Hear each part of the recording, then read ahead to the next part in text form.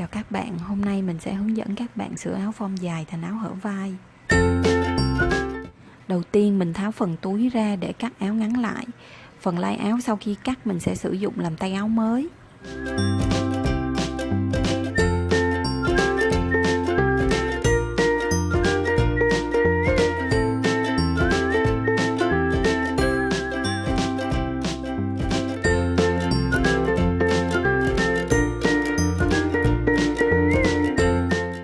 Tiếp theo mình tháo phần tay áo cũ ra.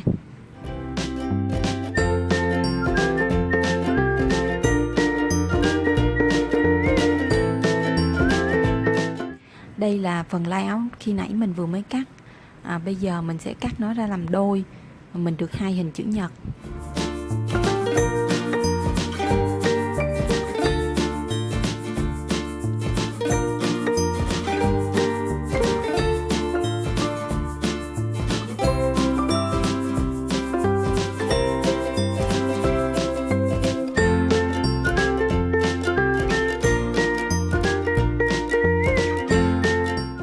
Đối với mỗi hình chữ nhật, mình vắt sổ phần biên trên, rồi mình gập lại may một đường thẳng để lát nữa mình luồn thun vào. Chúng ta cắt 2 đoạn thun bằng khoảng nửa vòng bắp tay của mình. Sau khi luồn thun vào, mình sẽ may cố định 2 đầu để giữ thun.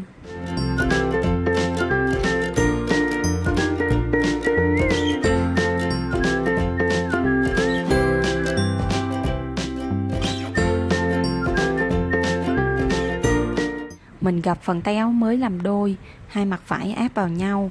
Mình sẽ may một đoạn từ lai tay áo lên khoảng 5 cm. Bây giờ mình ráp tay áo mới vào thân áo. Các bạn lưu ý ở đây mình sẽ ghim từ phần nách áo trở lên.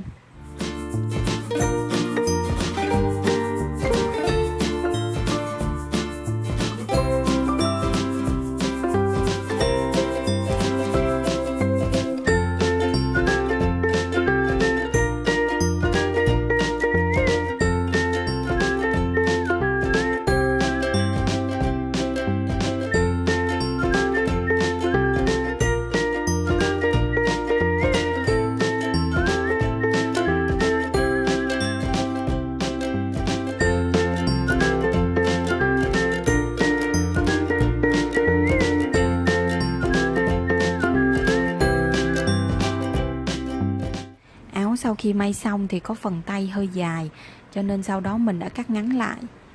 Hy vọng các bạn thích video này. Hẹn gặp lại các bạn trong clip sau.